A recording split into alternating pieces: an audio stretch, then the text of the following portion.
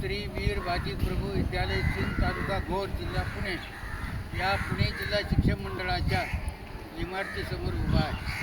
19 वर्षापूर्वी या गावामध्ये मुख्याध्यापक म्हणून 2007ला माझी नेमणूक झाली आणि 1 वर्षानंतर मी सेवानिवृत्त झालो।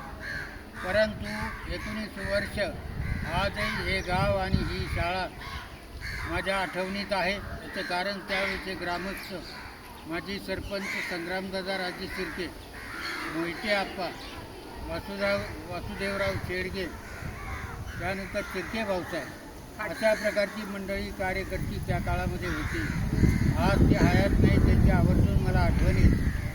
आज बाजी प्रभूची पुण्यतिथी 13 जुलै या निमित्ताने मला ग्रामस्थांनी इथं व्याख्यानासाठी बोलवलेलं होतं आणि त्या निमित्ताने बाजी प्रभू